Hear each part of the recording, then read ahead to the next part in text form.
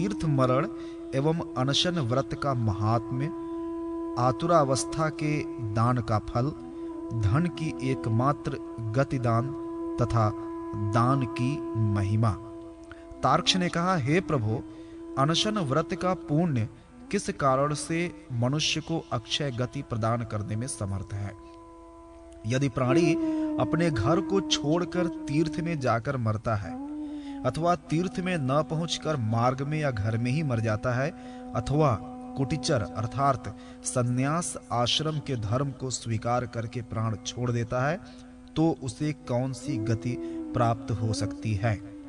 जो व्यक्ति तीर्थ अथवा घर में भी रहकर सन्यासी का जीवन व्यतीत करता है, उसकी मृत्यु हो या न हुई हो तो पुत्र को क्या करना चाहिए?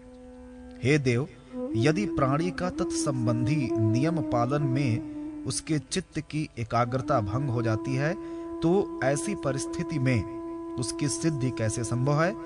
यदि उस नियम को पूरा किया जाए अथवा नहीं भी किया जाए, तो ऐसी दशा में उस व्यक्ति को सिद्धि कैसे प्राप्त हो सकती है? अर्जुन ने कहा, हे गरुड़, यदि कोई भी प्राणी अनशन व्रत करके मृत्यु का वरण करता है, तो वह मानव शरीर छोड़कर मेरे समान हो जाता है। निराहार व्रत करते हुए वह जितने दिन जीवित रहेगा, उतने दिन उसके लिए समग्र श्रेष्ठ दक्षिणा सहित संपन्न किए गए यज्ञों के समान है। यदि मनुष्य संन्यास धर्म को स्वीकार करके तीर्थ अथवा घर में अपने प्राणों का परित्याग करता है, तो उस अवधि में वह प्रतिदिन पूर्वोक्त पुण्यों का दोगुना फल प्राप्त करता है। शरीर में महाभयंकर रोग के हो जाने पर अनशन व्रत करके जो मृत्यु को प्राप्त करता है, पुनर्जन्म होने पर उसके शरीर में रोग की उत्पत्ति नहीं होती है। वह देवतुल्य सुशोभित होता है। जो मनुष्य रुग्णावस्था में संन्यास ग्रहण कर लेता है, वह इस दुखमय अपार संसार सागर की भूमि पर पुनः जन्म नहीं लेता। प्रतिदिन यथाशक्ति ब्राह्मणों को भोजन, तिलपात्र और दीपक का दान एवं देव पूजन का कर्म करना चाहिए।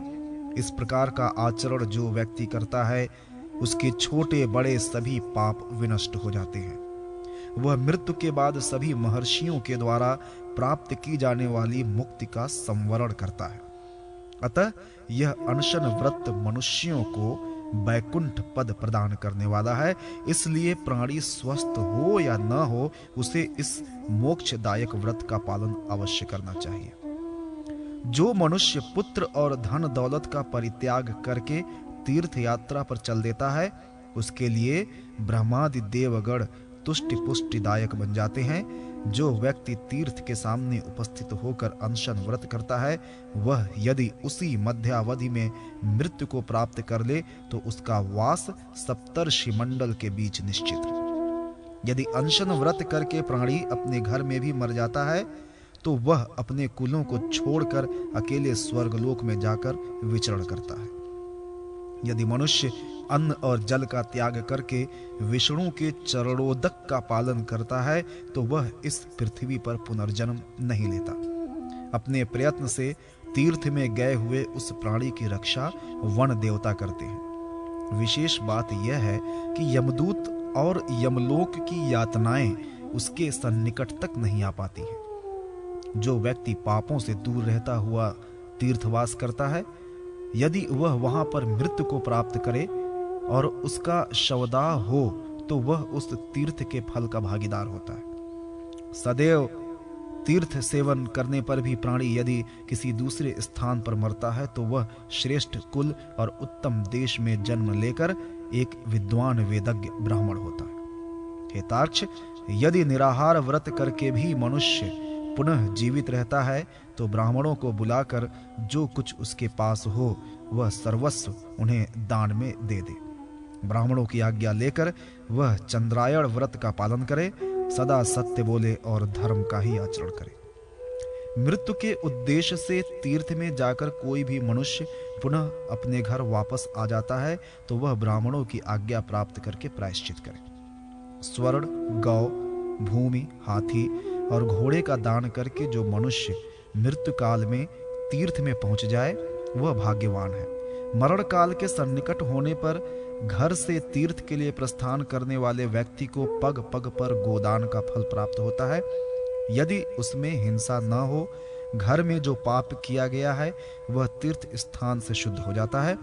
परंतु यदि प्राणी तीर्थ में पाप करता है तो वह वज्र लेप के समान हो जाता है। जब तक सूर्य, चंद्र तथा नक्षत्र आकाश में विद्यमान रहते हैं तब तक वह निसंदेह कष्ट झेलता है। वहां पर दिए गए दानों का फल प्राप्त नहीं होता। आतुरावस्था में निर्धन प्राणियों को विशेष रूप से गौ, तिल, स्वर्ण तथा सप्त धान्य का दान करना चाहिए। दान देने वाले पुरुष को देखकर सभी स्वर्गवासी देवता, ऋषि तथा चित्रगुप्त के साथ धर्मराज प्रसन्न होते हैं। जब तक अपने द्वारा अर्जित धन है तब तक ब्राह्मण को उसका दान देना चाहिए, क्योंकि मरने पर वह सब पराधीन ही हो जाएगा। वैसी स्थिति में दयावान बनकर के भला कौन दान देगा? मृत पिता के परलौकिक सुख के उद्देश्य से जो पुत्र ब्राह्मण को दान देता है उससे वह पुत्र, पौत्र और प्रपौत्रों के साथ धनवान हो जाता है। पिता के निमित्त दिया गया दान 100 गुना, माता के लिए 1000 गुना, बहन के लिए 10,000 गुना, सहोदर भाई के लिए किया गया दान असंख्य गुना पुण्य प्रदान करने वाला होता है। यदि लोभ, प्रमाद अथवा व्यामोह से ग्रसित होकर लोग अपने मृतकों के लिए दान नहीं देते हैं तो सभी मरे हुए प्राणी यह सोचते हैं कि मेरे परिवार के सगे संबंधी कंजूस और पापी हैं। अत्यंत कष्ट से अर्जित और स्वभावतः चंचल धन की गति मात्र एक ही है और वह है दान। उसकी दूसरी गति तो विपत्ति ही है। यह मेरा पुत्र है ऐसा समझकर पुत्र से प्रेम करने वाले अपने पति को देख करके जिस प्रकार दुराचारणी स्त्री उसका उपहास करती है, उसी प्रकार मृत्यु शरीर के रक्षक और पृथ्वी धन के रक्षक का उपहास करती है। हेताक्ष, जो मनुष्य उदार, धर्मनिष्ठ और सौम्य स्वभाव से युक्त है वह अपार धन प्राप्त करके भी अपने को तथा धन को तिल के समान तुच्छ मानता है। ऐसे उदात्त चरित्र वाले श्रेष्ठ पुरुष को अर्थोपद्रव्य नहीं होता। उसको किसी प्रकार का मोह जाल अपने चक्कर में नहीं जकड़ पाता है। मृत्यु काल में यमदूतों के द्वारा उत्पन्न किया गया किसी प्रकार का भय उसके सामने टिकने में समर्थ नहीं होता। हे काश्यप, धर्म की रक्षा या किसी के उद्देश्य से जल में डूब करके प्राणोत्सर्ग करने से 7000 वर्ष, अग्नि में कूदकर आत्मदाह करने से 11000 वर्ष, वायु के वेग में जीवन लीला समाप्त करने पर 16000 वर्ष, युद्ध भूमि में वीर गति प्राप्त करने पर 60000 वर्ष तथा गो रक्षरार्थ मरण होने पर 80000 वर्ष तक स्वर्ग की प्राप्ति होती है। किंतु निराहार व्रत का पालन करते हुए प्राणों का परित्याग करने पर व्यक्ति को अक्षय गति का लाभ होता है। और्ध्व दैहिक कर्म में उदकुंभ दान का महात्म्य।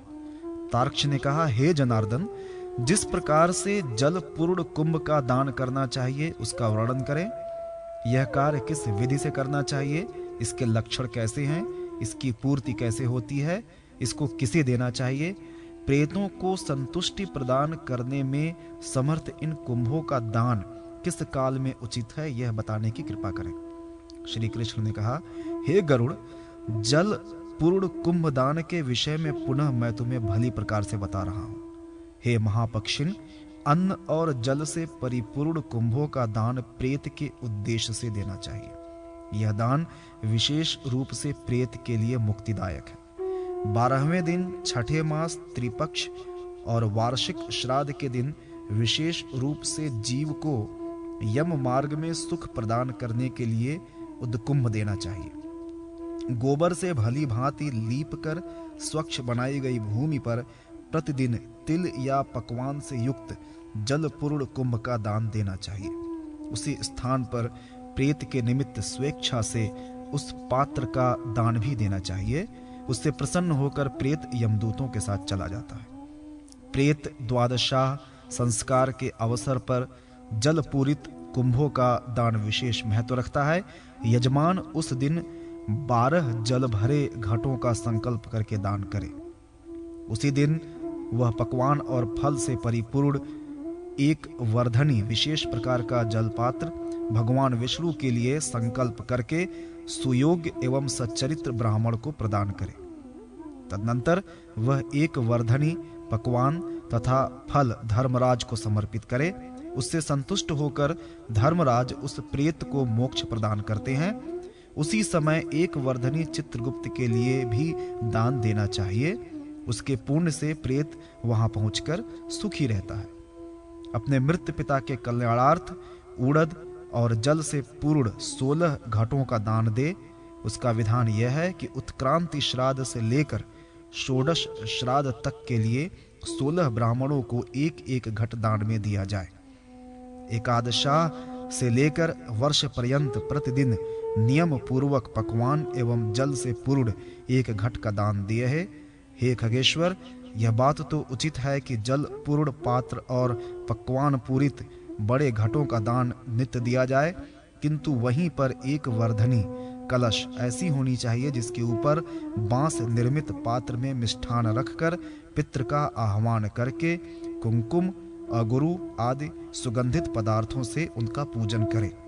तत्पश्चात वस्त्राच्छादन करके विधिवत संकल्प पूर्वक वैदिक धर्माचरण से परिपूर्ण कुलीन ब्राह्मण को नित्य ऐसे एक एक घट का दान दे। यह दान विधा और सदाचार से युक्त ब्राह्मण को ही देना चाहिए। कभी मूर्ख को यह दान न दें, क्योंकि वेद सम्मत आचार विचार वाला ब्राह्मण यजमान और स्वयं का भी उद्धार करने में समर्थ है।